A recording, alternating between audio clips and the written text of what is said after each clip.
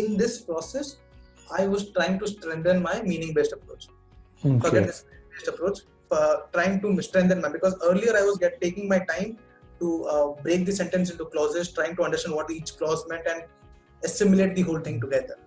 Now I was doing this whole thing within 30 to 45 seconds. Okay. So that is, and that's something I felt on the test as well. I was probably doing SC questions within 30 to 45 seconds complete.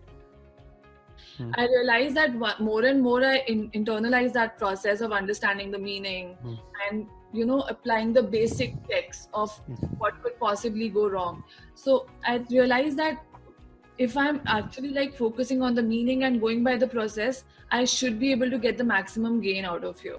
When I started the SC course, I went into it thinking that, I'll breeze through it and I'll get 99% accuracy or something. But my starting accuracy was pretty low actually. And the reason I think it was low was I still did not think about the meaning before getting into the question. So for a lot of reasons, I think the 94 percentile was a fluke because I don't think I was approaching the questions in the right way. And I think the e-GMAT was really helpful in helping me understand the meaning-based approach. Sentence correction, the meaning-based approach. This is really like a game changer because for me, before that, I was learning all the stuff. For example, the basic for sure, you need to understand the grammar, you need to know what are the things. But at the end of the day, they don't really stress the meaning because when you get to 700 level, the grammar is not going to be the deciding factor because what happened is you're always going to have 2 options left or 3 options left for you. All of them looks right. There's no grammar issues. The bunch of maybe the modifier have a different positions. So that's where it comes to. After taking the first class from Payal, I believe. Payal, yes. Right, I realized I'm okay, it's actually just understanding the meaning, just reading it slowly and nicely so that you can really understand what's going on in the passage.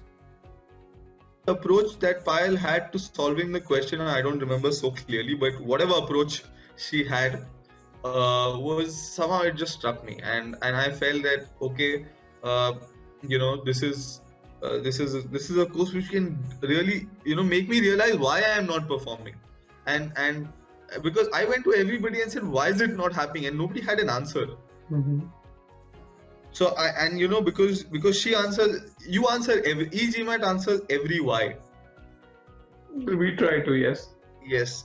Every why is answered, or at least you try to answer every why till the other person is satisfied. And I'm a person who asks a lot of whys, many a times unnecessary, but I do ask a lot of whys. And her way of teaching was answering a why to every probable doubt that a student can have. So my thoughts were that I realized how bad I was at English when I went through the e-GMAT course, funnily enough, because I read a lot of books and I have an ability to speak well, I believe, but you're a BD guy. You have to. Yeah, exactly. I'm a BD guy. That's literally my job. But I realized a lot of the sentences that I was writing and a lot of the sentences that people around me were writing were incorrect grammatically.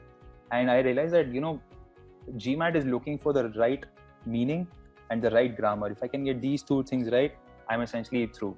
They're not looking for the best sounding sentence anymore. And what we do in normal life is we look for the most common sounding words, right? But that's not what GMAT is looking for. So just a sense of what GMAT is looking for was helpful. So I started practicing less questions, and I put more time into it as to which sentences are wrong in the meaning, and that's why they should be removed from my final list, and which meanings are making sense. And then after those, I think after the meaning, if you just focus on meanings, you just get left with, I think, 1 or 2 options, at max 3 options. So that then your job gets really easier. So I think that was kind of a turning point into my preparation.